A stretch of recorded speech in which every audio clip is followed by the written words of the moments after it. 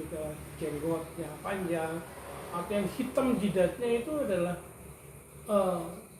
seperti menunjukkan simbol keislaman yang sangat luar biasa gitu. Tapi di ciri keempat ini adalah mereka itu senangnya menanamkan kesombongan. Jadi kesombongan dan kebencian yang itu dilakukan dengan mendoktrin para pengikutnya untuk menganggap sesat amalan orang lain dan menjauhi amalan tersebut. Jadi ada amalan-amalan yang tidak diajarkan oleh Rasulullah yang kemarin kita jelaskan, yang kemudian oleh mereka dicap sebagai sebuah perbuatan atau amalan bid'ah, maka itu disampaikan kepada para pengikutnya bahwa orang-orang yang mengamalkan amalan-amalan tersebut adalah orang-orang yang sesat. Orang-orang yang sesat, orang-orang yang wajib dijauhi, yang wajib tidak diikuti pendapat mereka atau juga perilaku keagamaan mereka, dan juga serta menganggap bahwa kebenaran hanya sejalan dengan mereka. Jadi kalau ada kelompok di luar Wahabi itu dianggap kelompok-kelompok yang sesat tadi ya, dan hanya mereka lah kelompok yang paling benar, mereka lah kelompok yang menganggap dirinya sebagai penganut kebenaran sejati begitu.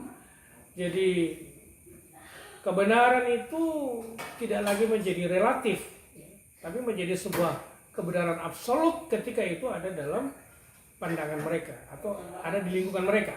Jadi kita yang ada di luar kelompok di luar kelompok Wahabi ini dianggap adalah kelompok yang tidak benar, kelompok yang sesat, atau kelompok yang wajib dijauhi. Kalau perlu tidak ada pertemanan dengan para ahlul bid'ah seperti itu kan. Jadi kalau di pandangan mereka, kalau Anda duduk dengan ahli bid'ah, itu sesatnya luar biasa. Ya. Dan kenyataannya di lapangan, Wahabi dan Salafi bukan saja telah mendoktrin untuk menjauhi satu amalan, ya, tapi juga sekaligus menjauhi para pelakunya. Dan ini berbuntut pada ruang rusaknya hubungan silaturahmi. Jadi tidak hanya amalan yang perlu dijauhi, tapi orang-orangnya juga yang harus jauhi. Kenapa?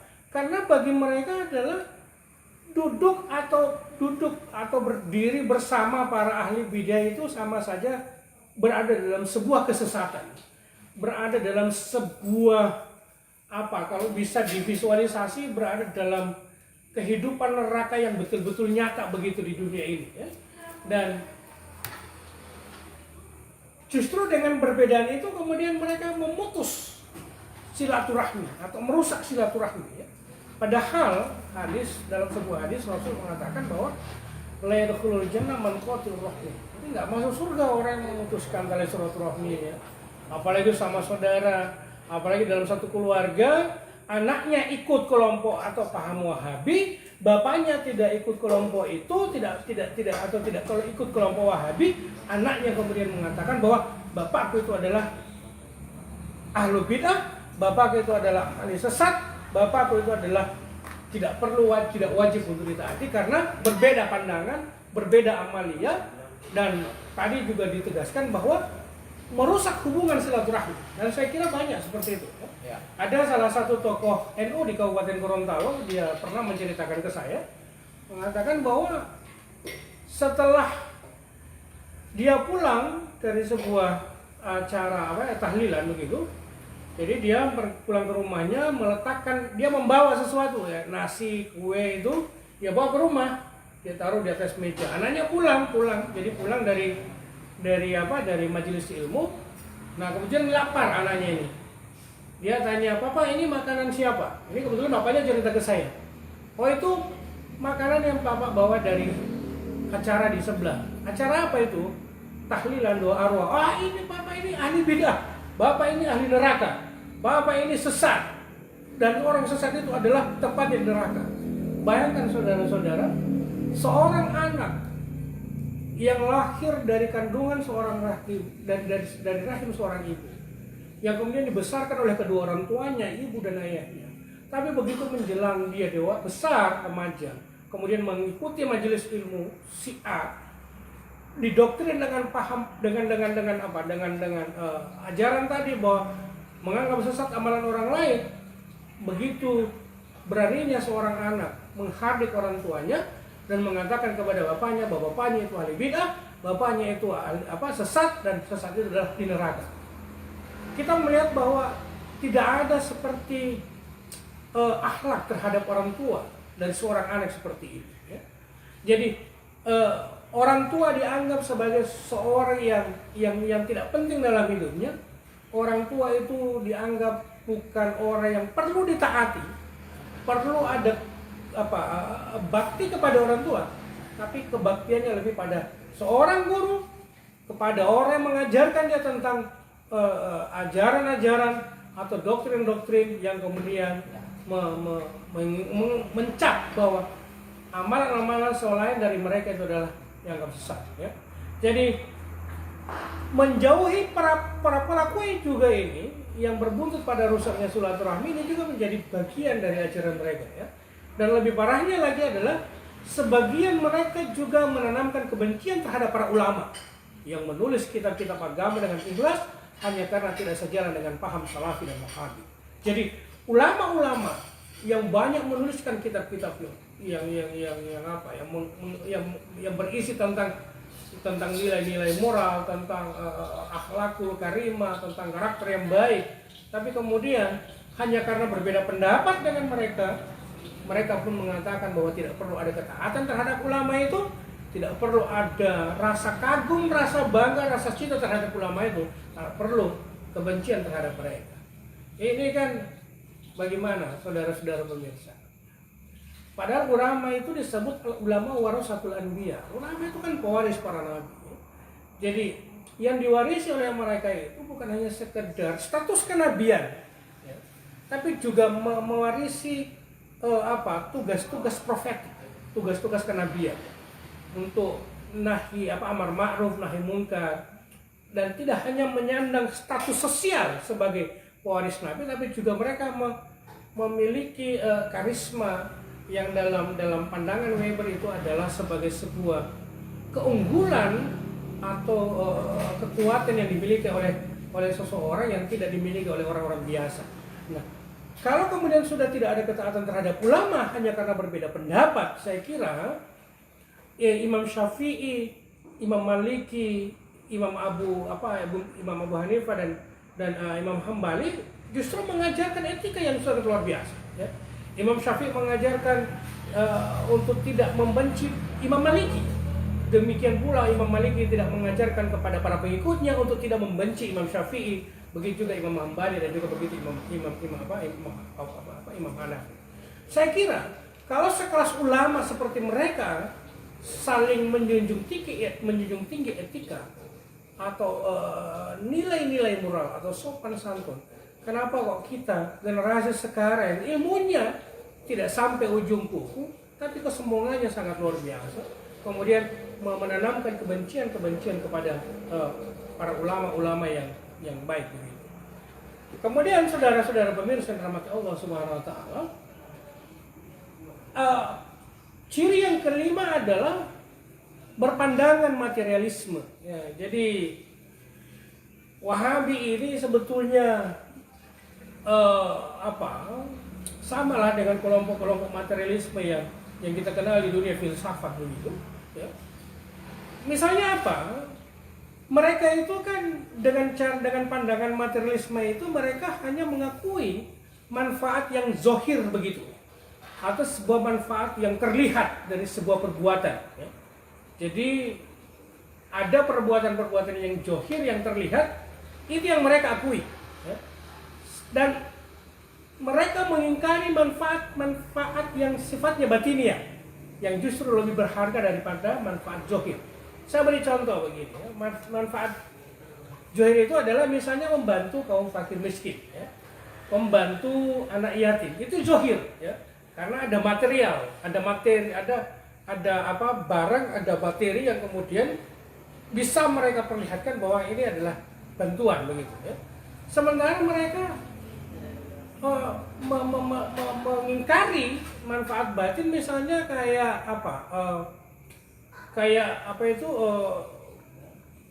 rangkaian aksi sosial yang yang apa itu ya, yang sifatnya mereka lakukan seperti apa yang kita lakukan, seperti peringatan Maulid Nabi ya, kemudian apa acara tahlilan.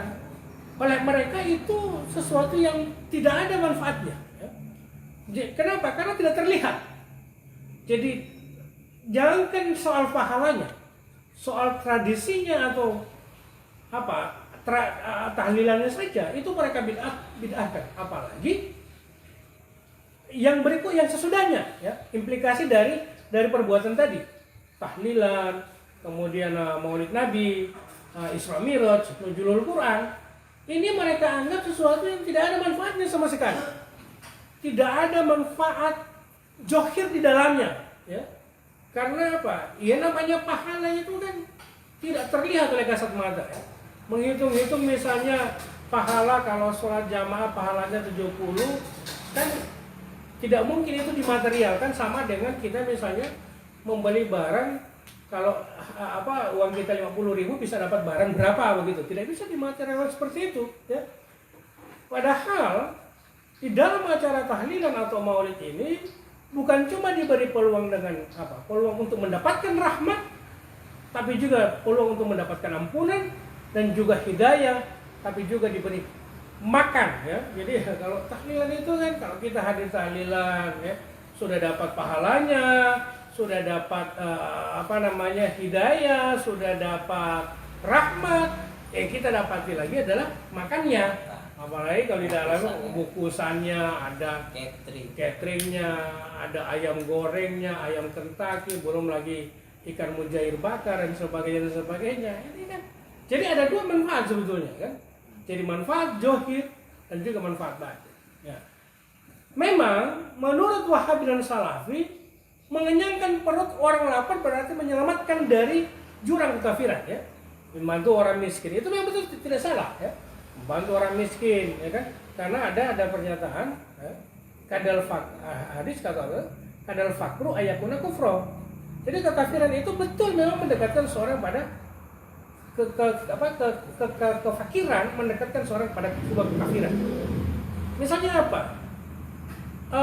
Hanya karena dia lapar, perutnya kosong, kemudian ada yang kemudian membujuk dia dengan sesuatu misalnya, entah itu dengan supirnya atau apa, yang penting you masuk agamaku ya karena kebutuhan perut, maka dengan iman yang kosong dia menjadi orang yang kafir karena harus memilih agama yang dimana orang itu memberikan bantuan.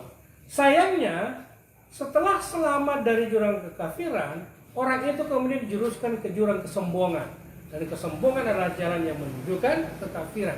Jadi sahabat-sahabat pemirsa Nurul dimanapun Anda berada,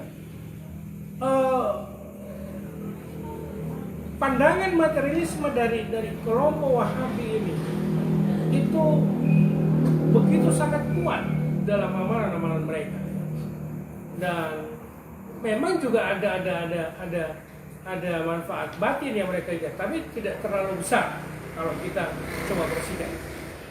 Yang keenam, menyalahkan dan mendiskreditkan orang lain ya. Jadi selain menanamkan kesombongan dan kebencian, ada juga menyalahkan dan mendiskreditkan orang lain ya. Yaitu dengan menuduh orang lain sebagai amalan syirik atau sesat tanpa upaya mencari tahu alasan-alasan mengapa amalan itu dilakukan ya. Karena apa? Karena memang berdasarkan pada sebuah pendapat pada hadis atau ayat-ayat Al-Quran yang sifatnya umum ya. Tapi tidak tahu kenapa amalan itu dilakukan. Misalnya begini, tidak pernah mereka bertanya kenapa tahlilan itu dilakukan, kenapa nuzulul Quran itu dilakukan, kenapa di Isra Miraj itu dirayakan, kenapa Maulid Nabi itu dirayakan. Tidak pernah bertanya. Yang mereka lakukan adalah Maulid Nabi itu bid'ah, nuzulul Quran itu bid'ah, apalagi Isra Miraj itu bid'ah. Kenapa bid'ah? Karena tidak pernah dilakukan Nabi. Tapi dengan kita memperingati Maulid Nabi, berarti kita memperingati kelahiran Nabi, di mana Nabi yang kita sanjung-sanjung, di mana Nabi yang kita muliakan, di mana Nabi yang kita cintai. Kok kenapa kita tidak boleh memperingati kelahirannya? Saya kira kalau baca, tapi kalau saya sebut ini, mereka mengatakan ya, kenapa harus mengambil pendapat itu, sementara orang ini dibilang apa beraliran Syiah. Saya membaca bukunya ditulis oleh Profesor Dr. Quraisy mengatakan bahwa sebetulnya Nabi Muhammad sendiri juga memperingati hari kelahirannya. Bahkan Nabi Isa atau Yesus Kristus juga termasuk ikut memperingati kelahiran Nabi Muhammad SAW. Kalau orang sekelas Nabi Isa atau Yesus Kristus ya, memperingati kelahiran Nabi, kenapa kita tidak? Ya. Kita ini sudah bukan Nabi, sudah bukan ulama, sudah bukan wali. Betapa sombongnya kita di hadapan Nabi, betapa sombongnya, betapa pelitnya kita memperingati kelahiran orang yang kita cintai, yang insya Allah bisa berikan syafaat kepada kita ketika kita berada di akhirat nanti. Jadi suka mendiskreditkan karena dianggap tidak sepaham, menyalahkan karena kita dianggap tidak sepaham, tidak sealiran.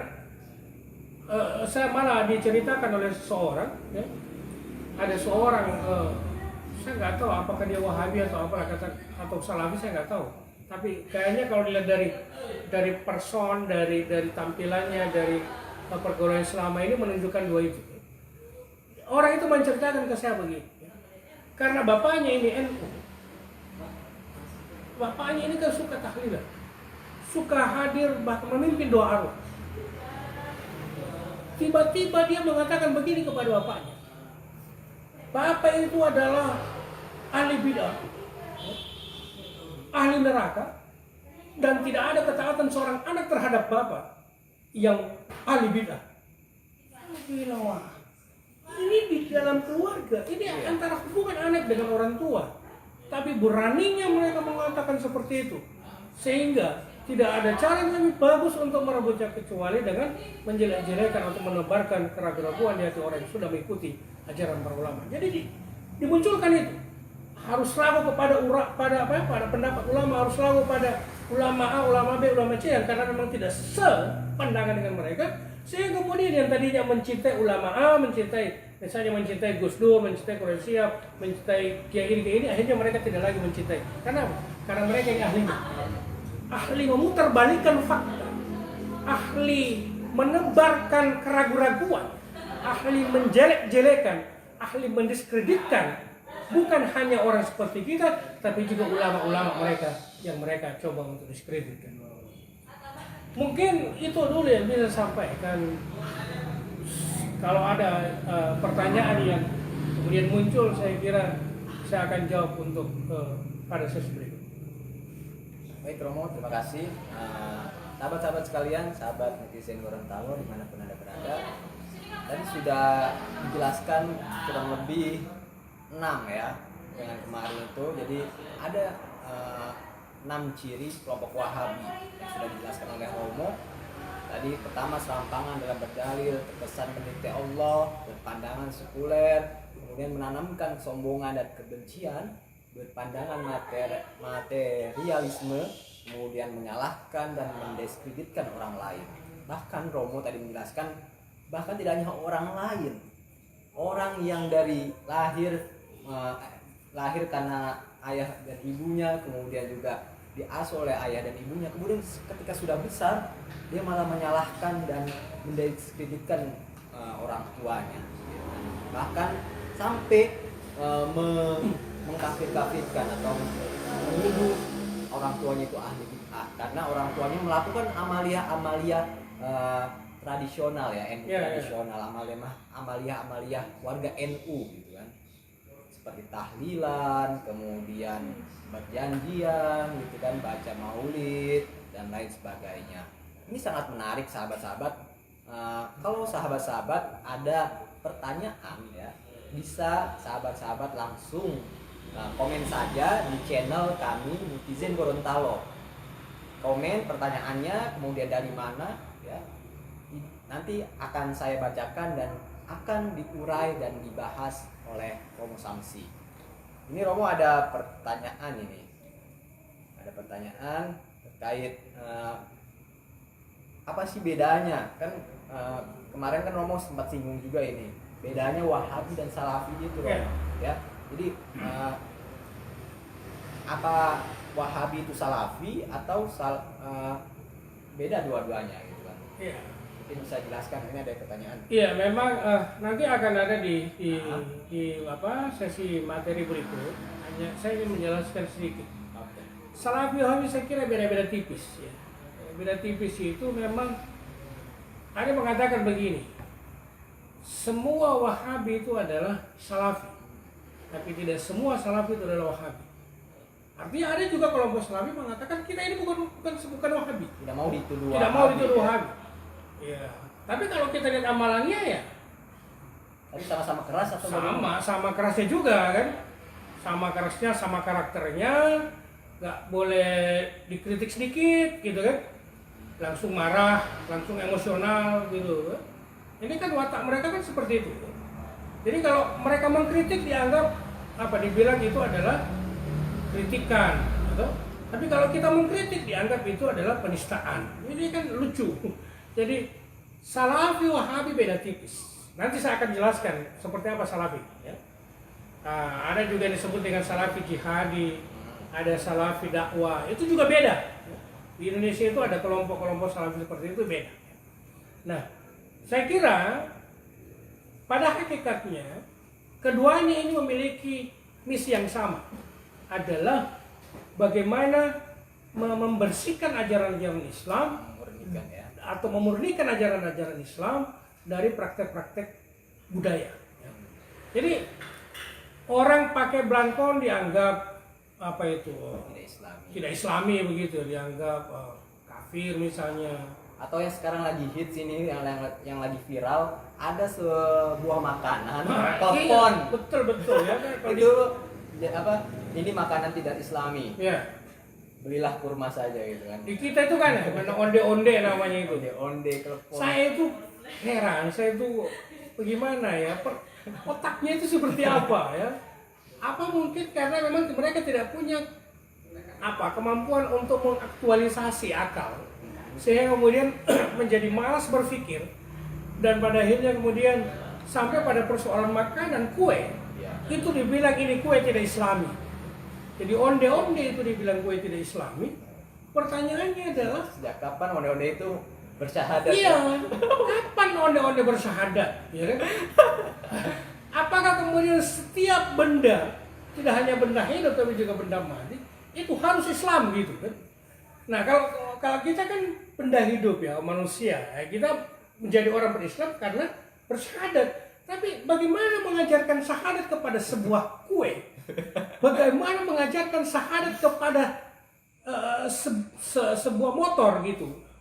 Apa dibilang motor juga ini motor tidak Islami ya kan, misalnya motor Beijing karena dia produk Cina. Jadi harus dimualafkan begitu kan. Ini juga logikanya logika yang keliru saya kira ya. Atau misalnya bagaimana semua produk itu harus diislamkan. Mungkin karena onde-onde itu dia tidak dibalut ya. Jadi tidak ada bungkusnya dianggap menyebarkan aurat gitu kan. Ini jadi saya itu bingung. Dibilang yang Islam itu kurma. Saya kira kalau kemudian kurma ya mungkin karena dia berasal dari Arab sehingga kemudian dibilang Islami. Pertanyaannya adalah apakah setiap yang datang dari Arab itu adalah Islam? Apakah Arab itu identik dengan Islam? Dan Islam itu identik dengan Arab? Saya kira ini dua hal yang berbeda. Jadi kalau kue saja dianggap tidak Islami, ya mereka juga menggunakan handphone. Handphone bukan made in Arab, made in Madinah, tapi made in China atau Chinese, made in Europe misalnya. Berarti kalau kue sudah mereka klaim, mereka dikte bahwa itu bukan Islami, dan orang memakannya dia adalah kalau sesuatu yang tidak Islami dimakan kan berdosa. Nah, bagaimana dengan Anda yang menggunakan handphone ya, yang setiap saat Anda pakai untuk meng-SMS atau mengirim WA kepada istri Anda, hampir setiap hari Anda menggunakan mikrofon untuk memberi materi dalam majelis-majelis ilmu. Kenapa tidak Islami? Mungkin kalau Islami harus Ini made apa Cina ini? ini made in China, ini made in China. Jadi biar dia terlihat Islami harus dipakaikan ya. Dibungkus. Pakai ini. Biar Islam. Jadi, lucu sahabat-sahabat sekalian, para netizen, lucu. Gak usah lah terlalu banyak mengada-ngada. Jadi kalau orang misalnya itu tadi, kalau yang pakai belangkon dianggap kafir, atau yang mempraktekkan kebudayaan lokal dianggap kafir, atau yang pakai kopiah keranji seperti kita ini ya dianggap mungkin juga kafir karena tidak dari Arab gitu kan, tidak dari Madinah. Ya Allah, kalau begitu itu yang saya bilang di pertemuan sebelumnya, sudahlah tidak usah pakai motor, tidak usah pakai mobil, ya kan? Datanglah ke Arab, pergi beli banyak-banyak itu unta, dibawa ke Indonesia kan, biar terlihat Islami, pakai unta begitu kan. Ini saya kira satu pemikiran yang agak kolot menurut saya, yang tidak bisa diterima oleh akal sehat, apalagi sampai pada persoalan kue. Ya, Kue onde-onde itu kan kue khas Gorontalo. Mungkin yang dianggap Islam itu kayak apa ya? Kue apa? Kue lalampa, karena dia dibungkus. Jadi dia menutup aurat, ya kan? Apalagi ditutup rapat-rapat di Ditutup step. rapat. Saya kira ini terlalu lucu buat saya. Tidak usah lah banyak mengada-ngada yang atau memberikan ini, sama dengan yang ciri ketujuh adalah memberikan tuduhan-tuduhan palsu. Jadi saya ingin lanjutkan atau masih ada pertanyaan? Nanti kita sapa dulu ini pemirsa Facebook sahabat netizen Gorontalo. Ada saudara Bayu Prayogo Wartagoni. Ya. Ini juga dari PMI ya. Bola Mongondo hadir. Kemudian ada James Maele, Boni Bolango hadir. Ya. Kemudian ada Bang Junet Abdul Kadir. Nah, ini juga dari Puncak Tongsaru hadir. Kemudian Rudini Radiman Mamonto, NP Bolmong hadir. Alhamdulillah. Banyak juga dari Bolmong ya yang hadir. Kemudian ada Irianto Ibrahim dari Kota Barat hadir. Nah, kemudian Mus Nasir Jailani, keren Romo. Ya. Kemudian Faisal At-Tamimi juga. Umat perlu terus dicerahkan Ini dari Ternate ya. keren dan mantap. Faisal, baik, mantap. Nah, kemudian ada tanggapan juga dari Ferdiansyah. Ustadz, kalau kue lemper juga sudah Islami kan, sudah dibungkus. Tadi kita sudah jawab terkait lalampa itu ya. Nah, kemudian Taufik Hidayat Dali, keren Romo. Nah, ini ada pertanyaan juga dari Jurisman Kaji, Pak dosen. Apakah ada Wahabi di Gorontalo, Romo ya? Ya. Tadi kan kemarin ini sudah ya. Sudah. Sempat. Mereka mengatakan sudah banyak. Sudah banyak. Jadi Kanda Jurisman ini ya. Ini kalau Wahabi ini udah banyak di Gorontalo menurut mereka. Jadi itu terang-terangan di Facebook saya mengatakan banyak. Jadi nanti ditelaah sendiri. Ya. Kita kan menjelaskan nanti kita kasih ciri-ciri ya, ciri-cirinya, ciri-cirinya. Kemudian ditelaah sendiri yang masuk dalam ciri-ciri ini siapa saja ini gitu. Berarti ini ada indikasi Wahabi. Pahamnya maksudnya. Oke Romo, sangat menarik sekali diskusi pada malam hari ini. Tadi yang ada mulai dari kue tidak Islami, kemudian ada juga yang dulu Ustadz siapa itu ya, yang Ustadz Uas kalau nggak salah, mengatakan bahwa catur juga itu tidak Islami karena ketika melangkah tidak baca Bismillah. Kemudian ada di situ tidak ada hewan untanya, hanya ada kuda dan kemudian. Mungkin kalau saya Uas mungkin sekedar joke ya. Iya. Karena memang Uas sendiri juga sangat memberi respon ya, memberi reaksi ya terhadap cara-cara mereka yang suka membeda-bedakan amalia-amalia itu. Ya. Dan saya kira juga Uas begitu sangat cerdas menampilkan dalil-dalil yang justru mereka tidak miliki. Nah inilah yang saya bilang. Jadi mungkin karena keterbatasan kualitas dari akal mereka, sehingga mereka tidak punya kemampuan untuk mencari ya. Kalaupun mereka dapat, tapi mereka tidak sampaikan hadis itu atau dalil itu karena membantah dalil yang mereka sampaikan atau pendapat yang mereka sampaikan. Apalagi ya kan, Mereka ini kan seringkali mengatakan tidak mengikuti ulama begitu kan, atau tidak bermadzhab. Tapi justru mereka mengikuti pendapat-pendapat ulama. Saya mungkin mau lanjutkan. Terus, ya. Jadi ada ciri ketujuh, memberikan tuduhan palsu. Jadi kelompok Wahabi ini suka memberikan tuduhan-tuduhan palsu. Jadi bukan hanya sekedar alamat palsu, ya, di lagunya apa itu, Ayu Ting Ting, tapi juga ada tuduhan palsu. Ya. Bagaimana cara kelompok Wahabi memberi tuduhan-tuduhan palsu? Saya membacakan. Peringatan Maulid Nabi Muhammad SAW, ratiban atau manakib, ya, juga tahlilan, ya, itu hanya merupakan tradisi atau kebiasaan yang dijalankan oleh masyarakat sejak masa dahulu yang diyakini mengandung kebaikan. Ya. Ini yang saya bilang, dalam pandangan kita orang NU, ini adalah tradisi yang baik begitu, ya, yang sudah lama gitu. Dan itu kan hukumnya juga tidak wajib, ya.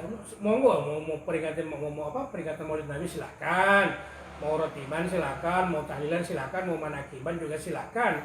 Tapi kita di NU senantiasa melakukan ini karena saya kira di dalamnya ada rahmat begitu, ya. Masyarakat pun tahu bahwa tradisi itu boleh-boleh saja diadakan atau tidak diadakan menurut kondisi. Misalnya tahlilan, ya, saya ingin sampaikan kepada Anda sekalian yang para penuduh ahli bidah ini, tahlilan itu hukumnya tidak wajib. Jadi kalau ada keluarga saya yang kedukaan, mereka tidak melaksanakan tahlilan, tidak berarti mereka tidak berusaha. Kenapa? Karena itu bukan suatu ajaran yang wajib dilaksanakan. Tapi karena ada kecintaan kepada keluarga yang meninggalkan, yang meninggalkan mereka, sehingga mereka punya kewajiban untuk mendoakan, ya. Dan saya kira mendoakan si mayit itu kan pahalanya nyampe, ya. Doanya nyampe, membacakan Al-Quran buat si mayit juga nyampe pahalanya, memberi makan orang-orang datang, ya, datang kepada acara tahlilan dan kita sedekahkan itu makanan itu juga untuk si mayit itu nyampe. Bagi kelompok Wahabi dan Salafi ini tidak nyampe. Karena apa? Karena nggak ada dalilnya, tidak pernah dipraktikkan Nabi. Ya kalau nggak nyampe, kita buktikan. Anda mati dulu, nanti kita kirimkan doa. Ya, ya kan? Ya, pasti nyampe dia. Namun, bagi kaum Wahabi dan Salafi menilai hal tersebut dari sudut pandang mereka. Jadi karena dilihat dari sudut pandang mereka, dari sudut pandang ulama mereka, maka itu dianggap sesuatu yang tidak baik, ya, yang tidak sebagai bagian yang jauh dari ajaran-ajaran syariat Islam atau yang diada-adakan tanpa dasar, ya. Lebih buruk lagi, tidak jarang mereka mengambil dalil ayat Al-Quran yang konteks sebenarnya ditujukan untuk orang kafir atau musyrik penyembah berhala. Jadi kalau kita bakar kemenyan di tahlilan dianggap kita tradisi ahli syirik, ya, atau musyrik begitu. Karena jadi kemenyan itu dianggap perbuatan kaum jahiliyah, perbuatan orang-orang di luar Islam, sehingga dianggap itu sebagai sebuah perbuatan syirik. Padahal kalau mereka belajar betul tentang kenapa pakai alama begitu, ya. Jadi ada beberapa pendapat menggunakan alama itu pertama karena untuk mengharumkan ruangan, gitu kan, wangi-wangian, dan Nabi kan suka wangi-wangian, ya kan. Masa pakai wangi-wangian nggak boleh, ya kan? Atau mungkin karena dia kemenyannya bukan dari Arab, maka dianggap syirik. Mungkin kita pakai kemenyan dari Arab supaya tidak dianggap syirik. Iya. Atau mungkin mesti harus pakai parfum, ya, parfum Arab, ya. Saya kira ini keliru juga, ya. Jadi satu itu. Yang kedua, ada yang mengatakan bahwa ya alamat itu atau kemenyan itu kan adalah sebuah adat, ya. Jadi adat atau tradisi di mana para leluhur kita dulu, orang Gorontalo kalau berdoa suka menggunakan itu kemenyan, ya kan? Allah alam apakah itu ada hubungan atau tidak, ya saya kira ya ditanyakan ke mereka. Tapi menurut saya itu sebagai pengharum ruangan, ya. Kemudian mereka juga mengarahkan tudingan bahwa ayat untuk pelaku maulid atau tahlilan yang sudah jelas tidak menyembah berhala. Jadi apa yang kita lakukan semata-mata bukan untuk itu, bukan suatu penyembahan apalagi dengan kemennya tidak semata-mata untuk menyembah sesuatu yang bukan selain Allah Subhanahu wa taala. Saya kira kalau mereka punya pandangan seperti itu, ya itu pandangan mereka, dari sudut pandang mereka.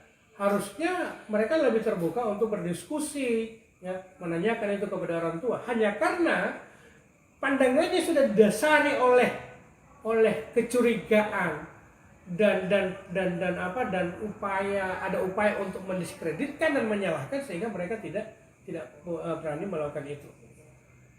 Artinya kalau tidak doyan atau kalau tidak suka, ya tidak perlu menuduh sebagai peninggalan Hindu, ya, yang ini selama ini mereka tuh bahwa bakar kemenyan itu adalah amalan-amalan orang Hindu, ya kan? Saya kira apalagi kalau sudah menyentuh atau menyinggung agama orang lain, ini kan tidak baik sebetulnya. Ya sudahlah, ini persoalan dibicarakan tanpa harus mengenai. Tapi ingat, Indonesia sebelum Islam masuk, orang-orang Indonesia itu sudah menganut lebih awal agama Hindu, agama Buddha. Tradisi itu yang kemudian ada di Indonesia. Kemudian yang kita lakukan sekarang, mereka katakan bahwa kita menyembah berhala atau menyembah para dewa, karena itu merupakan sesembahan terhadap dewa. Ya. Kemudian ada ciri yang ke-8, ya. Mudah mengharamkan sesuatu yang tidak jelas keharumannya di dalam Al-Quran dan hadis. Nah, saya beri contoh soal tahlilan tadi. Ada nggak pelarangan dalam Al-Quran? Ada nggak dalam hadis pelarangan terhadap tahlilan, terhadap tawasul? Yang sudah disampaikan oleh Ustaz Fatan kemarin, terhadap peringatan Maulid Nabi.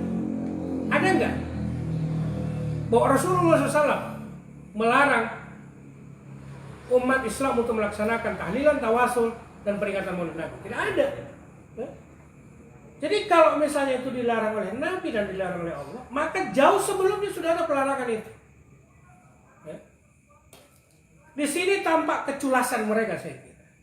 Jadi karena menyebutkan bahwa yang mereka maksud adalah setiap bidah itu adalah kesesatan, maka setiap yang sesat itu adalah neraka, dan neraka itu sangat pedih ajabnya bagi mereka yang suka melakukan perbuatan yang jahil atau perbuatan dosa, dan kita ini dianggap melakukan itu. Saya kira keculasan mereka ya seperti ini tidak boleh ditolerir. Untuk menyalahkan orang lain, mereka gunakan dalil umum, tidak ada dalil terperinci. Itu yang saya bilang di pertemuan pertama, bahwa kalau memang ada dalil yang menyatakan, misalnya apa ya, aku telah melarang kalian untuk melaksanakan tahlilan, aku telah melarang kalian untuk melaksanakan doa tawasul, aku telah melarang kalian untuk melaksanakan Maulid Nabi, melaksanakan Isra Mi'raj, melaksanakan nuzulul Quran, dan lain sebagainya. Nah, boleh itu kita terima. Tapi selama ini mereka hanya menggunakan dalil-dalil yang sifatnya umum, baik itu hadis maupun Al-Quran. Saya beri contoh. Bagaimana kalau kita mengatakan bahwa itu haram? Bagaimana kita mengatakan bahwa itu tidak boleh ke dalam Islam? Khamar itu sudah jelas. Tapi di zaman Nabi hanya ada khamar. Di zaman kita sekarang tidak namanya khamar, yang ada pinaraci, cap tikus. Ada nggak dalil yang melarang tentang itu? Kalau misalnya diambil dari dalil umum, tidak ada. Yang diharamkan dalam Al-Quran itu hanyalah khamar. Tidak ada pengharaman terhadap pinaraci, cap tikus, innamal pinaraciun maka segaramiun haramun misalnya. Tidak ada yang seperti itu ya. Semestinya mereka juga berpikir tidak ada dalil yang melarang peringatan Maulid Nabi, yang melarang doa tawasul, yang melarang pelaksanaan Isra Mi'raj dan sebagainya, ya kan? Dan bahkan Rasul pun tidak pernah menyebutkannya. Yang dilarang itu bid'ah, bukan maulid, bom, kan seperti itu. Mantap promo. Lanjut. Ada ciri yang kasih bilang kalau belum ada pertanyaan. Ada, masih ada Romo. Ini banyak sekali yang mau bertanya ini karena memang tema kalau Romo yang membahas mengenai tema-tema keislaman ini sangat menantang orang untuk bertanya gitu kan. Karena apa? Karena temanya sangat populer sekali, sangat menarik untuk dibahas gitu kan, sangat kece untuk dibahas bersama-sama ini. Ini ada dari Herianto Ibrahim. Bagaimana pendapat Romo jika ada orang NU rasa-rasa Wahabi? Selebihnya sehat selalu Romoku ya. Sukses buat netizen, amin, amin. Ini kalau ada orang NU rasa-rasa Wahabi, ini bukan orang NU tulen. Nah iya. Ini banyak orang mengaku sebagai orang NU ya, hanya karena ada perhelatan politik misalnya dia ngaku NU, ya. Ada pemilihan A, B, C dan D dia ngaku orang NU. Atau misalnya karena di sekitaran dia salah satunya bukan NU secara kultural, dan begitu banyak di sekitar dia orang-orang NU yang secara kultural kemudian mengatakan saya ini orang NU. Ini teman-teman saya juga seperti itu yang kelompok Wahabi. Mereka mengatakan kami ini Romo orang NU, berpaham Ahlussunnah wal Jamaah. Saya bilang kalau Anda orang NU, ikuti saya begini. Caranya ya kita tahlilan. Bukan, itu tidak ada dalilnya. Nah itu berarti NU rasa-rasa Wahabi, ya kan? NU rasa-rasa Salafi. Nggak ada orang NU kayak begitu. Kan? Kalau ada orang NU kayak begitu, saya kira rasanya harus ikut MKNU, Madrasah Kadar Nahdlatul Ulama. Ya kan? Karena apa? Karena memang kita sekarang itu PBNU sedang gencar-gencarnya melakukan itu MKNU. Kenapa? Di Gorontalo ini dibilang 90% itu masyarakat adalah masyarakat Nahdien. Tapi ini bisa dipetakan, ya. Kalau menurut Gus Dur itu kalau nggak salah ada orang NU gila, ada orang gila NU gitu kan. Kalau apa? Ada NU gila, NU ada gila. Gila NU. Oh, ada orang gila NU. Nah, orang yang suka ngaku NU itu gila-gila NU. Nah, jadi sebetulnya ber-NU itu di kami itu apa ya? Kalau di Jawa kan nampak. Kalau NU di Jawa itu kan nampak dari sarungan ya, sarungan. Kalau kita di Gorontalo mungkin tidak ya, karena kita tidak terbiasa seperti itu ya. Tapi kalau kita kunjungi beberapa pesantren di Provinsi Gorontalo, terutama di pesantren Sirajul Tolibin yang ada di Sidomukti, di Motilango, kemudian pesantren Syafi'iyah yang ada Randangan, rata-rata mereka pakai sarung ya, dari kiainya sampai apa itu pakai sarung. Nah, kita juga harus belajar seperti biar kita kelihatan bukan kelihatan NU banget, tapi betul-betul kita orang NU. Nah, memang kita orang NU. Ya? Nah, kalau ada yang mengaku NU tapi rasa-rasa Wahabi, seperti apa itu ya? Karena dari sisi perut dia tidak menunjukkan ke-NU-annya, dari pemikirannya juga dia tidak menunjukkan ke-NU-annya, kan? Pikirannya Wahabi, otaknya Wahabi, yang tidak mungkin dia datang ke tahlilan. Mungkin seperti ini, Romo, ada pertanyaan yang pas kayaknya. Ustadz izin bertanya, ada si Fulan salah satu pengikut ajaran Wahabi yang sering membid'ahkan tahlilan atau istilah di Gorontalo arwah. Tapi kok kadang si Fulan diundang di arwah tersebut masih sering datang, kadang makan di situ. Mungkin ini ya.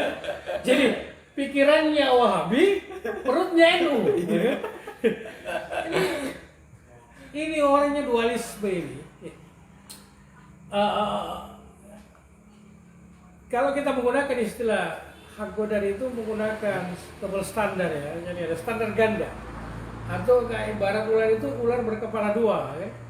Satu sisi dia mengatakan bahwa saya orang NU, tapi di sisi lain dia mengatakan saya ini Wahabi ya. Tapi kalau giliran makan dia dua ya. Kalau dia makan cepat.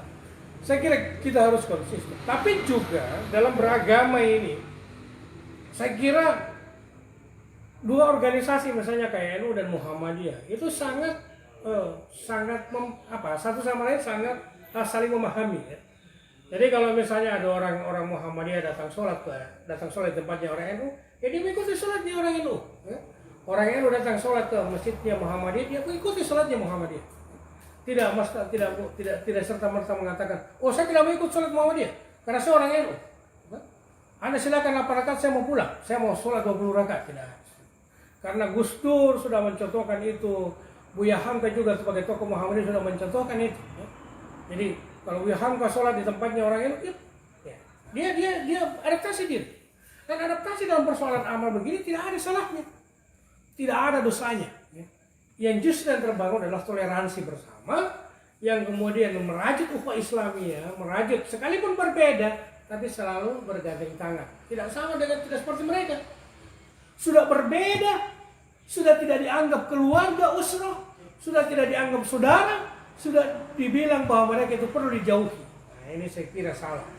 Nah, saya berharap para pemuda-pemuda yang, para remaja, para mahasiswa yang sedang betul-betulnya belajar, hati-hati memilih guru, hati-hati memilih majelis ilmu, ya. Jangan sampai Anda terjebak pada kelompok-kelompok yang punya pemikiran-pemikiran yang saya sebutkan. Sudah ada 8 ciri, ya.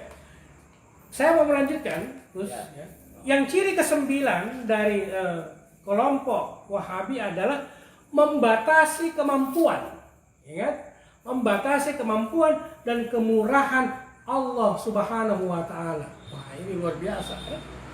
Jadi seorang hamba, ya, atau seorang makhluk ciptaan Tuhan, ciptaan Allah Subhanahu wa Ta'ala, yang dimana dia di hadapan Tuhannya tidak ada apa-apanya, tapi dia punya sikap yang berani untuk membatasi kemampuan atau kekuasaan dan kemurahan Allah Subhanahu wa Ta'ala, ya.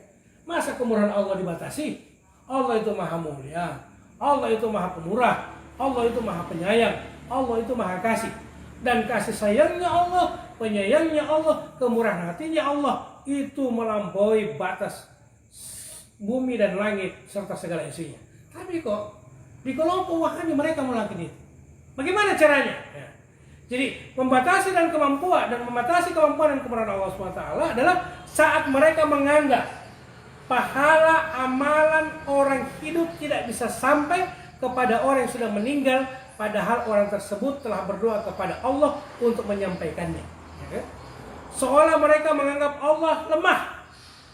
Jadi kalau misalnya ada saudara kita yang meninggal dunia, ya, kita datang ke kuburan, kita doakan, ya, di situ, atau kita ada saudara kita yang meninggal dunia, kemudian kita diundang tahlilan, padahal di tahlilan itu dibacakan juga doa, mereka mengatakan pahalanya itu, doanya itu tidak sampai kepada yang meninggal, kepada si fulan, pahala-pahala yang disedekahkan kepadanya, kepada yang si meninggal juga tidak akan sampai. Sekarang pertanyaannya, yang menentukan sampai tidaknya pahala, yang menentukan sampai tidaknya doa itu ente atau yang di atas? Ini kan lucu, ya. Nah, ini akan seakan-akan mereka itu adalah Tuhan, ya, yang sudah mengambil otoritas Tuhan dalam hal kemampuan dan kemurahan Allah Subhanahu wa Ta'ala. Ini orang seperti ini kalau diikuti bahaya. Ini kelompok Wahabi menurut saya, ya, baru di ciri yang ke-9 itu adalah kelompok yang paling sesat dan menyesatkan. Kenapa? Karena banyak hadis saya kira yang mengatakan bahwa kalau Anda baca doa, membacakan doa untuk si mayit, itu nyampe doanya. Karena apa? Karena kita berdoa kepada Allah Subhanahu wa Ta'ala. Kita tidak sedang berdoa kepada kepada tembok. Kita tidak sedang berdoa kepada pohon yang besar. Kita tidak sedang berdoa kepada setan. Kita tidak sedang berdoa kepada iblis. Tapi kita sedang berdoa kepada Allah, di mana Allah mengatakan, "Ud'uuni astajib lakum." Berdoalah kalian semua. Ya, aku akan mengabulkan, menjawab doa. Nah, kenapa kita berdoa kepada si mayit dibilang tidak nyampe doanya? Makanya saya bilang dari tadi, kalau tidak nyampe kita buktikan. Anda mati dulu, nanti kita doakan. Biar nanti Anda tahu, oh ternyata doanya nyampe. Oh, doanya si Samsi, doanya si Sodik itu sampai kepada aku. Selama ini aku di dunia salah. Ternyata aku salah mengikuti Wahabi. Saya seperti itu, kan. Jadi saya lanjut. Jadi seolah mereka menganggap bahwa Allah lemah, tidak mampu menyampaikan pahala itu kepada si fulan atau kepada si mayit, dan menganggap Allah itu pelit. Nah, ini Allah itu pelit, padahal Allah itu maha kaya, ya kan? hingga tidak mau memenuhi permintaan hambanya untuk menyampaikan pahala itu. Padahal Allah sudah berfirman ya, dalam surah Al-Mu'min ayat 60 yang tadi saya bacakan, ya, termasuk juga dalam sebuah hadis qudsi yang diriwayatkan oleh Imam Ahmad, aku tergantung sangkaan hambaku, maka hendaklah ia menyangka kepadaku sekehendaknya. Artinya apa? Jangan pernah berhusnudzon kepada Allah Subhanahu wa taala. Iya. Jadi kalau sudah berlebihan dalam berprasangka kepada Allah, kita ini siapa? Kita ini makhluk Allah yang paling lemah di bumi ini. Kita tidak punya kuasa, tidak punya daya. Sekalipun orang itu punya kekuatan, tapi di hadapan Allah itu hanya kecil sekali. Tapi kenapa kita terlalu sombong? Wala tamshi fil ardi marhan, jangan engkau berjalan atas bumi dalam keadaan congkak. Ilmu yang kalian miliki, ilmu yang kita miliki ini belum seberapa. Wa ma utitu minal ilmi illa qalilan, dan tidaklah Allah memberikan ilmu kepada kita sedikit. Kenapa kesombongan sampai meruntuhkan atau menodai akidah kita? Padahal Anda orang yang suka melaksanakan purifikasi terhadap akidah, selalu menegaskan tentang kemurnian akidah, tapi dalam pandangan Anda, dalam cara Anda berpikir, dalam memberi pandangan, itu sangat-sangat membatasi atau menyempitkan ruang gerak kemampuan dan kemurahan Allah Subhanahu wa taala, ya. Kemudian ada juga yang diriwayatkan oleh Abdullah bin Mas'ud radhiyallahu anhu, ia berkata, demi Allah yang tidak ada Tuhan selainnya, tidaklah seorang hamba berprasangka baik kepada Allah, melainkan Allah akan memberikan apa yang ia sangkakan. Hal itu karena kebaikan semuanya ada pada Allah Subhanahu wa taala. Jadi kalau kita berprasangka baik kepada Allah, ya kan? Bukankah selama ini yang keluar dari mulutmu adalah Allah, Allah, Allah, Allah Subhanahu wa taala. Kembali kepada Al-Qur'an, kembali kepada hadis. Senantiasa Anda tidak pernah mengucapkan kalau Allah pasti disambungkan dengan Subhanahu wa taala. Tapi cara pandang Anda, cara pandang kelompok Wahabi itu sangat-sangat menyempitkan. Dan ingat, jangan coba-coba untuk berprasangka tidak baik kepada Allah Subhanahu wa taala. Kita ini bukan makhluk. Kita ini bukan makhluk yang tidak diciptakan oleh Allah. Semua yang di bumi ini adalah ciptaan Allah Subhanahu wa taala. Sehingga kita harus punya prasangka yang baik kepada Allah Subhanahu wa taala. Mungkin ada pertanyaan lagi. Baik Romo, terima kasih. Sangat menarik sekali apa yang dibahas oleh Romo ini, dan ini juga banyak komentar dan banyak respon dari sahabat-sahabat di Gorontalo yang lumayan aktif juga, responnya ini banyak. Saya bacakan lagi Romo. Ya.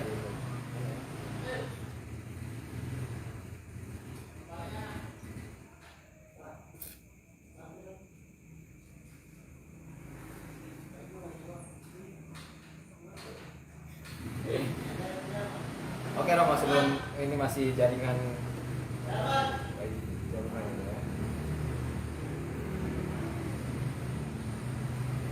ini Romo, tadi kan Romo bilang salah satu ciri kelompok Wahabi itu menyalahkan dan menjadikan orang lain. Saya agak menggelitik ketika misalnya ada seorang anak yang kemudian malah murka kepada orang tuanya karena hanya sebatas amaliyahnya yang berbeda gitu kan. Padahal dari kecil diajarin ngaji oleh orang tuanya, kemudian sudah besar karena akibat doktrin dari kelompok Islam Wahabi itu, kemudian dia malah menjadi durhaka pada orang tuanya. Ya. Nah itu penyebabnya apa sih Romo gitu kan? Apakah bagaimana sih sekte Wahabi ini ketika mendoktrin seseorang itu bagaimana? Iya. Adakah cara-cara atau supaya jamaah di sini, di Gorontalo di sini supaya paham gitu kan, supaya kemudian ketika ada yang mendoktrin, oh iya ini ternyata dia mau mendoktrin saya ini, jangan sampai saya ikut kepada doktrinnya. Kan ada juga kayak cuci otak begitu kan, karena pemahaman atau akidah Islam Ahlus Sunnah wal Jamaahnya masih dasar, masih kurang sekali, kemudian langsung saja kemudian dicuci otak oleh orang-orang atau kelompok-kelompok Islam Wahabi. Ya, baik. Saya pernah mengalami hal seperti ini, Ustaz. Ya. Jadi ada beberapa teman saya itu memang menarik, ya. cara dia menyampaikan sesuatu itu kepada saya itu menarik. Bahkan hampir saya itu terhipnotis, ya. Dan kemudian kemudian ingin membenarkan pendapat mereka, gitu kan? Kenapa? Karena mereka bacakan itu adalah dalil-dalil Al-Quran, hadis, ya. Tapi kalau orang yang tidak paham, maka dia akan mudah terjerumus. Kekuatan mereka di situ. Kekuatan mereka itu pada mengatakan bahwa ya, sampai juga dengan menakut-nakuti, apa Anda tidak takut dengan siksaan api neraka? Apa Anda tidak akan takut bahwa Anda nanti di akhirat akan berada sendiri, tidak dalam satu barisan dengan kaum salaf, ya, tidak dalam satu barisan kelompok salaf, begitu kan?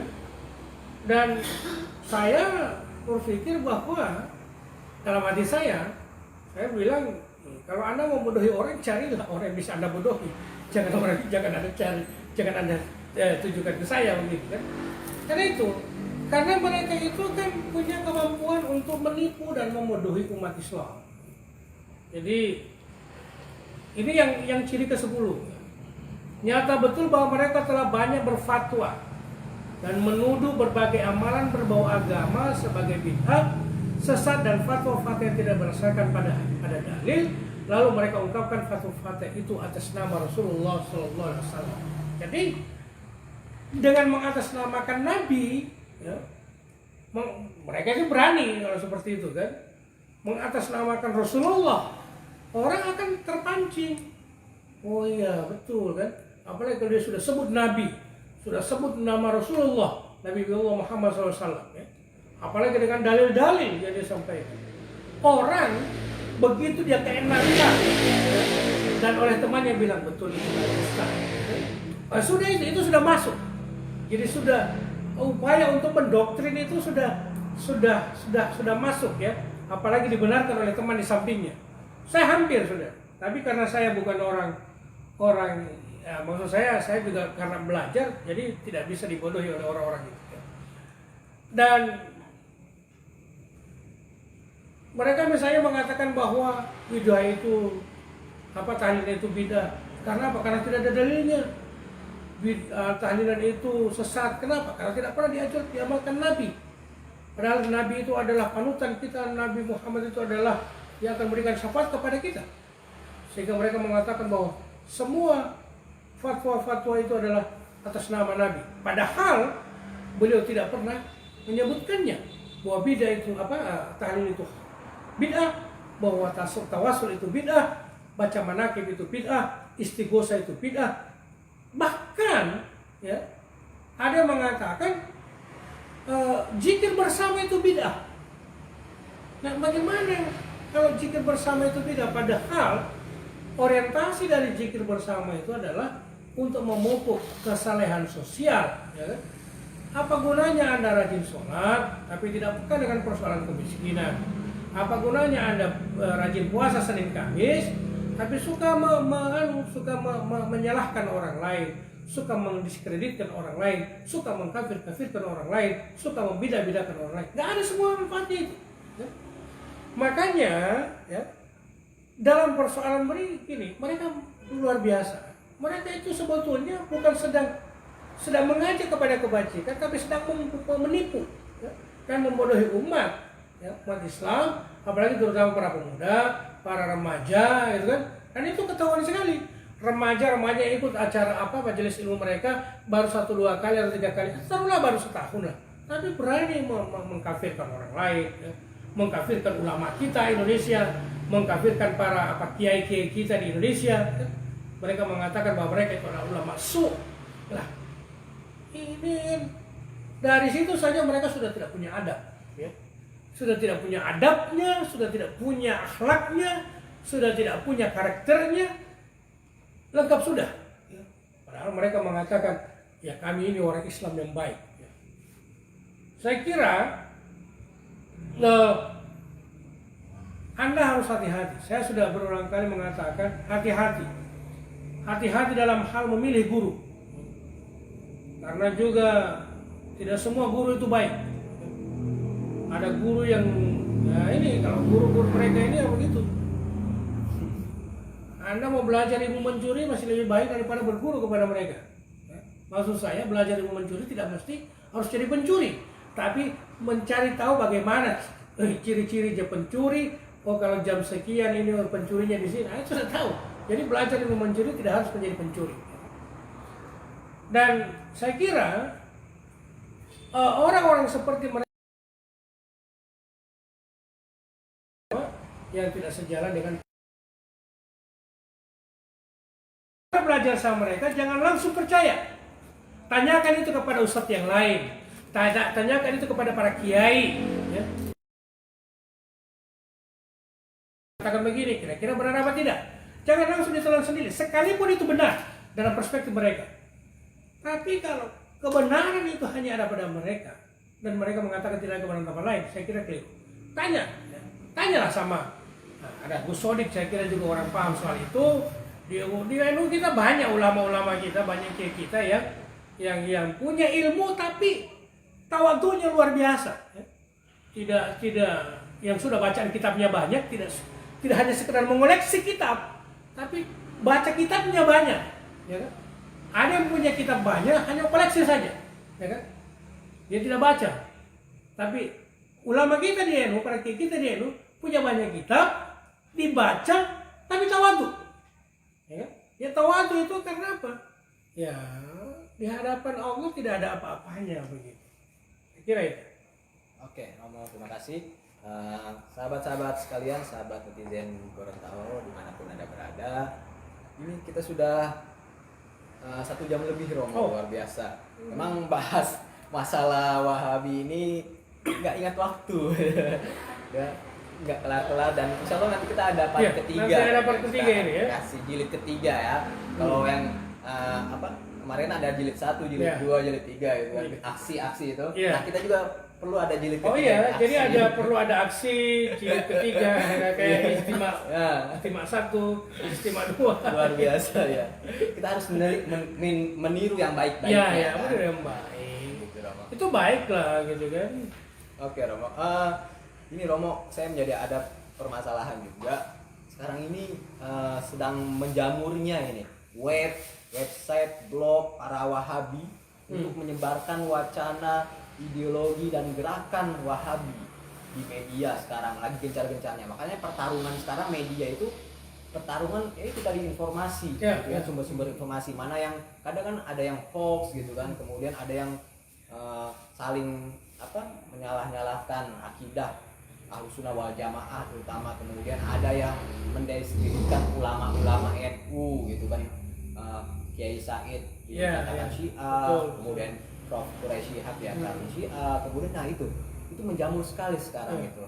Nah, ini netizen Gorontalo ini tujuannya kan seperti itu kan, Romo? Iya, saya kira tujuannya adalah ingin mengkanter web dan blog para Wahabi ini gitu kan, sekaligus mencerahkan juga kan, karena informasi-informasi yang kita sajikan, informasi yang kita suguhkan di hadapan pemirsa sekalian ini gitu kan, itu informasi yang sanatnya itu insya Allah mutasil gitu kan, karena belajarnya dari dasar, tidak kemudian belajarnya dari langsung tiba-tiba dia langsung menafsiri Al-Quran gitu kan, berasal dari terjemahan. Tapi tidak belajar dari sekolah dasar madrasah diniyah, dia baca kitab dulu atau apa, belajar ilmu nahwu atau belajar fikihnya dulu kan sebelum belajar tafsir dan lain-lain, supaya ya tadi kata Romo kan, supaya kita paham dalil ya. Dalil mana, dalil yang dalil yang mujmal dan dalil yang tafsir yang terperinci gitu kan. Tidak semua dalil itu global gitu kan, diglobalkan, tapi ada dalil-dalil yang terperinci ya, kayak fikih begitu kan. Ya itu Romo ya. Jadi kok jadi saya yang ngelasin ya. Luar biasa. Karena saking ikut semangat ini, ikut semangat bagaimana supaya netizen Gorontalo ini semakin dikenal di masyarakat Gorontalo khususnya dan di masyarakat seluruh Nusantara gitu kan. Jangan sampai hanya channel-channel Wahabi saja yang kemudian diikuti para generasi milenial sekarang gitu kan. Coba Romo kita lihat di YouTube itu kan, coba kalau misalnya Felix Xiao, itu banyak sekali Romo, yang pengikutnya itu hampir jutaan. Kemudian ada lagi yang siapa itu? Bahasa lama itu, Oid bahasa lama dan lain-lain gitu. Itu juga YouTubers viewersnya juga lumayan banyak.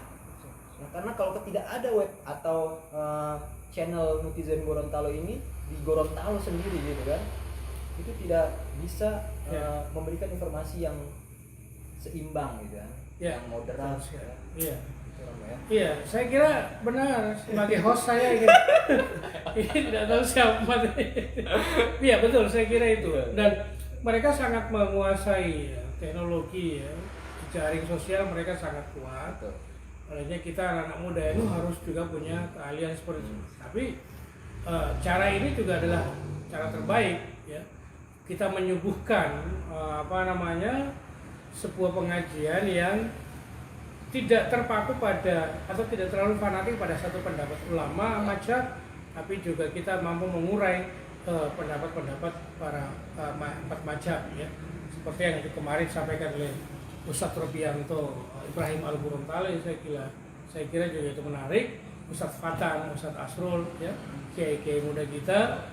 Dan kalau kita lengah dalam persoalan itu, maka mereka akan menguasai, terutama kenapa mereka begitu sangat menguasai jaring sosial atau teknologi atau media sosial, karena mereka tahu ya yang pengguna atau user jejaring sosial atau medsos ini adalah anak-anak muda yang dalam tanda petik seringkali disilakan sebagai kelompok pencari identitas, jadi gaul dengan identitasnya didapat oleh mereka ya.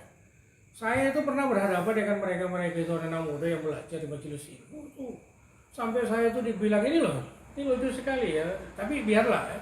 Saya hanya berdoa mudah-mudahan mereka menjadi orang-orang yang sadar gitu. Mereka bilang, saya dulu itu kan pernah dibilang, oh ya itu orang itu pernah sadar menangis, tapi air matanya air mata buaya.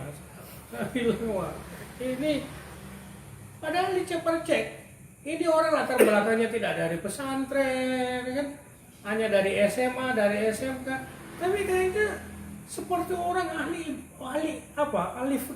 fikih, ahli agama begitu ya. Bahkan mereka mengatakan itu kan Kiai Haji Said Agil Siraj itu kan beraliran Syiah atau orang Syiah ya, atau liberal. Saya pernah tanya, Anda paham liberal nggak? Saya tidak tahu liberal. Saya pernah dituduhkan seperti itu, pernah dituduh liberal, pernah dituduh sekuler, dan orang-orang yang pernah menuduh saya itu di dalam pernah duduk satu sama-sama di dalam jadi pemateri. Saya pernah tanya, Anda paham nggak liberal? Anda paham nggak pluralisme? Nggak paham ternyata. Lah kenapa Anda dulu suka mencap saya seperti itu? Jadi ya itu, mereka hanya paham kulitnya, tidak paham isinya, tidak paham kontennya, tidak paham substansinya. Nah saya kira juga termasuk anak muda ini yang belajar sama mereka ya hanya mengikuti pendapat gurunya kan? Jadi pendapat gurunya itu adalah ya sudah benar, itu menurut mereka benar, sehingga tidak perlu ada pendapat-pendapat yang lain. Saya kira para pemirsa, terutama para remaja, para pemuda, ya, terutama kelompok kaum perempuan, jangan terlena dengan dalil-dalil mereka sampaikan soal poligami, ya kan? Aduh, ini juga keren ini, tapi saya nggak punya kompetensi untuk bicara. Oke. Tapi intinya di ciri ke-10 ini adalah menipu dan suka memudai umat. Ya, saya kira di situ dulu. 5 nanti insya Allah di bagian ketiga kita akan lanjutkan. Ya. Ini ada ternyata masih ada yang ingin ditanyakan ini Romo dari pemirsa sekalian ini. Ya. Rohim Gross, saya pernah lihat di Ustadz ada minta maaf di salah satu masjid Wahabi. Tuh kan? Saya lupa tahun berapa, tapi saya 2005 ya. Di Ustadz punya buka. Kira-kira kenapa di Ustadz ada minta maaf begitu? Mungkin bisa dijelaskan. Iyalah, masih lebih kalau saya mau menyombongkan diri, masih lebih baik saya meminta maaf daripada tidak. Betul. Ada orang yang sudah berbuat salah tapi tidak pernah minta maaf. Karena apa? Karena dia sering merasa bahwa dia tidak pernah berbuat salah. Masih lebih baik meminta maaf, kemudian menyadari kesalahannya, daripada orang yang merasa sok paling benar dan merasa tidak salah. Padahal hakikatnya dia adalah orang yang sudah salah dan sudah tidak benar. Ya kan? Nah, ini menjadi polemik sebetulnya. Ya? Jadi dulu itu kalau saya nyerang menyerang kelompok Wahabi, mereka suka menampilkan foto saya dulu. Mereka sudah sering kali memposting itu dan mengatakan, oh Ustadz ini kan dulu pernah nangis, pernah bertobat, ternyata tobatnya tobat apa sambal gitu kan, air mata buaya. Nah pertanyaan saya, kalau Anda sudah salah hari ini, pernah nggak minta maaf? Nggak pernah. Tapi merasa bangga dengan kesalahan itu. Ini juga lucu. Tapi saya hanya berdoa, mendoakan mereka, ya Allah mudah-mudahan mereka disadarkan ampunan dosa mereka. Karena apa? Karena setahu saya orang yang suka menghina atau mengejek orang lain, maka pahala kebaikannya diberikan kepada orang yang dihina. Saya merasa bersyukur. Makanya saya bilang nggak apa-apa kalau Anda menghina saya, biar pahala Anda larinya ke saya, gitu kan? Jadi itu benar, saya kira benar itu 2005. Oh, saya nggak tahu kalau itu masjid Wahabi. Karena dia sendiri yang mengatakan itu masjid Wahabi. Saya nggak tahu kalau itu masjid Wahabi. Anda yang ngomong, bukan saya. Nanti kalau Anda ada yang nuntut pencemaran nama baik, bukan saya, dia lah yang ngomong ya. Saya hanya mengatakan, iya pernah ada di masjid. Tapi saya tidak mengatakan masjid Wahabi. Ini orang yang mengatakan masjid Wahabi, ini penanya ini. Cari orang itu kan. Tapi kalau Anda adalah maha pemurah, pemurah ya nggak usah lah. Tapi saya kira masih lebih baik. Saya ini dulu pernah dituduh liberal, pernah dituduh sekuler gitu kan. Ya mungkin iya. Jangan itu sahabat-sahabat. Lebih dari itu saya pernah. Jadi pernah meninggalkan identitas agama begitu. Tapi nanti itu akan ada di itu sebetulnya bagus ya. Jadi di sebuah materi kontroversi gitu kan. Saya itu life without religion, hidup tanpa agama. Itu menarik itu sebetulnya. Saya kira itu. Satu lagi Romo, ada lagi kasihan nanti kalau nggak dijawab kan. Iya, nggak enak. Ya. Dari Wahyudi, Ustadz, cara beragama yang paling baik adalah mengikuti 3 generasi terbaik, katanya. Sahabat, tabi'in, tabi'ut tabi'in. Selain dari itu masih adakah generasi yang harus diikuti? Oh, masih banyak lah ya. Kita ingin tabi'in kan? Tapi ingin saya sampaikan ya, mengikuti itu, yang diikuti bukan simbol keagamaannya gitu loh ya. Apa simbol keagamaannya? Pakai gamis misalnya, pakai sorban atau ngitemin jidat. Tapi saya kira pas salafus saleh nggak pernah ngitemin jidat ya kan? Mereka begitu ya kan? Khairun nasi anfa'uhum linnas. Sebaik-baik manusia adalah orang yang bermanfaat bagi manusia lain ya. Sekalipun jenggotmu panjang, jidatmu hitamnya seperti jidatnya siapa itu? Ustadz Yazid. Tapi kalau akhlaknya tidak baik antara sesama, saya kira juga tidak ada baiknya kan? Karena apa? Karena Allah itu tidak melihat tampanmu, Allah tidak melihat ragamu, tapi yang dilihat oleh Allah itu adalah amal dan hatimu atau perbuatanmu atau karaktermu gitu kan? Nah, siapa setelah mereka? Para ulama, para kiai. Banyak kiai-kiai di NU, banyak ulama-ulama di Muhammadiyah saya kira yang baik-baik begitu, yang tidak punya pandangan Wahabi, ya kan? Terutama apalagi kita di NU, ya. Kami itu kiai manapun kita datang, kita soal, kita belajar.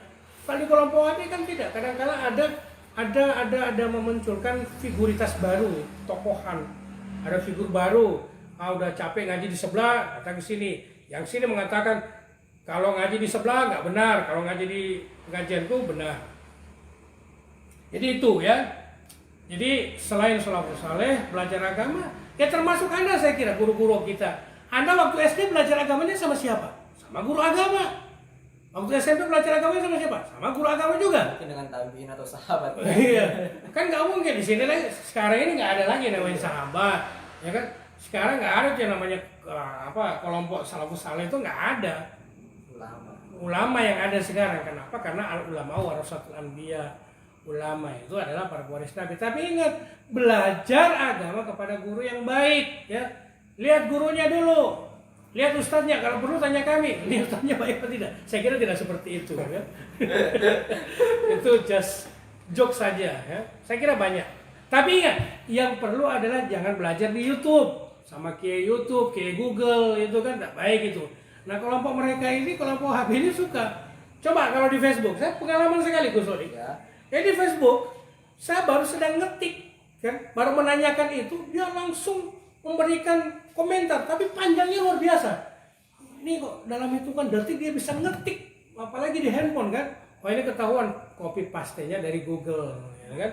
Yang gurunya tidak jelas, sanad ilmunya tidak jelas, apalagi amaliyahnya. Saya kira itu sudah. Terima kasih. Oke, Romo, luar biasa sekali. Terima kasih kepada Romo Samsi dan terima kasih juga kepada pemirsa sekalian, sahabat-sahabat netizen Gorontalo yang telah setia menemani kami di channel netizen Gorontalo. Alhamdulillah sampai sekarang masih di kisaran 40 viewers yang aktif gitu kan, yang masih merespon yang 40. Tadi rate-nya sampai kurang lebih 60, Romo, lumayan lah. Alhamdulillah. Jadi saya mengucapkan terima kasih ya kepada sahabat-sahabat semua, sahabat-sahabat netizen Gorontalo dimanapun Anda berada, tetap like dan share terus channel netizen Gorontalo. Karena apa? Karena satu share Anda gitu. Ini saya kira orang-orang sebelah ini. Satu share Anda itu akan memberikan kebaikan kepada semua orang gitu kan. Karena ini dakwah ya. Ini bukan propaganda ya. Ini tapi dakwah ya. Ini bukan provokasi, kita bukan provokator gitu kan. Ini adalah dakwah. Dakwah tugasnya yaitu memahamkan dan menjelaskan secara detail, secara lugas gitu kan. Sekte Wahabi ini seperti ini gitu kan, dengan ciri-ciri yang tadi telah disampaikan oleh Romo gitu kan. Sangat banyak sekali. Ini kita sudah 10 ciri ya Romo ya. Nanti 5 ciri selanjutnya akan dibahas pada sesi minggu depan insyaallah. Baik Romo, karena waktu juga kita akan mengakhiri dan kita akan berpamitan kepada semua pemirsa sekalian ya, dimanapun Anda berada. Apa lagi? Oke Romo, mari kita tutup saja lah, saja karena ini sudah sudah malam juga. Kita tutup diskusi mencerahkan dan semoga bermanfaat untuk kita semua, baik yang hadir